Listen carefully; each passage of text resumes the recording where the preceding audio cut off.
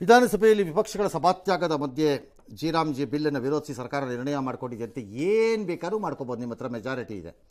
ಸರಿ, ಪ್ರಿಯಾಂಕ ಖರ್ಗೆ ಅವರು ಮಾತನಾಡಿ ಅಯ್ಯೋ ಅವ್ರು ಹೊಗಳಿದ್ರು ಇವ್ರು ಹೊಗಳಿದ್ರು, ಇದು ಸಂವಿಧಾನ ವಿರೋಧಿ ಏನ್ಬಿಟ್ರು. ಅರ್ಥ ಆಯ್ತು ಅನ್ಸುತ್ತೆ. ನಾನು ಹೇಳ್ತೀನಿ, ಪ್ರಿಯಾಂಕ ಖರ್ಗೆ ಮಾತಾಡಿದ್ದೆಲ್ಲ ಸಂವಿಧಾನ ವಿರೋಧಿ ಏನ್ಬಿಡೋದು. ನೀವು ಹೇಳಿದ್ದೆ ನಿಮಗೆ ವಾಪಸ್ ಹೆಂಗೆ ಅಂತ ಸಂವಿಧಾನ ವಿರೋಧಿ ರೀ ಅಷ್ಟ. ನಾವು ಹೇಳಿದ್ದೆ ಸರಿ. ಹೆಚ್ಚಿಗೆ ಮಾತಾಡಂಗಿಲ್ಲ ನೀವು ಬಿಡೋದು.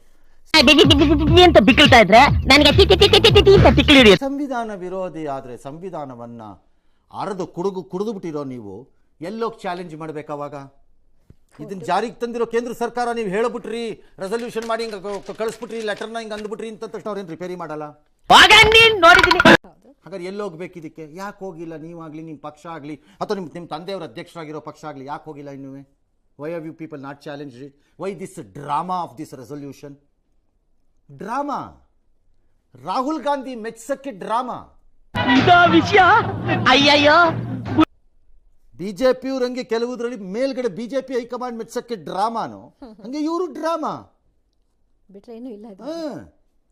ಹೇಳದ್ ಅಪ್ಪಿ ಇದು ಯಾವ್ದೋ ಫ್ಲಾಶ್ ಬ್ಯಾಕ್ ರೆಬಲ್ ತರ ಅಂಬರೀಶ್ದು ಹಳೇದು ಅಕ್ಕಿಲ್ಲ ಬೆಳೆ ಇಲ್ಲ ಚಕ್ರ ಕತೆ ಇದಂಗಿದೆಯಲ್ಲಪ್ಪಿ. ದಿನದಿಂದ ಅಸೆಂಬ್ಲಿ ನಡೀತಾ ಇದೆ. ಬಿಜೆಪಿಯವರಿಗೆ ತಿಮ್ಮಾಪುರ ರಾಜೀನಾಮೆ ಬೇಕು, ಅಹೋರಾತ್ರಿ ಧರಣಿ ಅನ್ನೋದು ನಿನ್ನೆ ರಾತ್ರಿ ಹೊಳಿತಾ ಡ್ರಾಮಾ. ಸಿದ್ದರಾಮಯ್ಯ ಜೊತೆನೋ ಅಥವಾ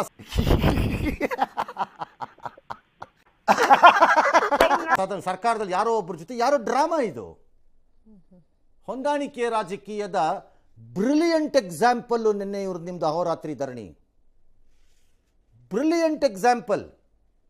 ಗುಗ್ಗೆ ಪಗ್ಗೆ ಇದ್ರೆ ನೀಟಾಗಿ ಕೇಳೋದೇ ಇಲ್ಲ. ಏನಂದೆ ಇನ್ನೊಂದ್ಸಲ ಹೇಳ.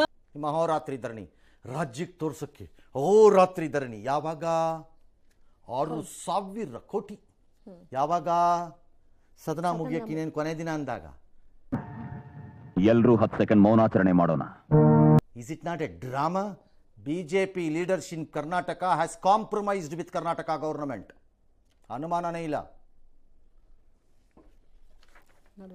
ಈ ಬಡತವಿಂದ ದೇಶ ಉದ್ಧಾರ ಆಯ್ತದ.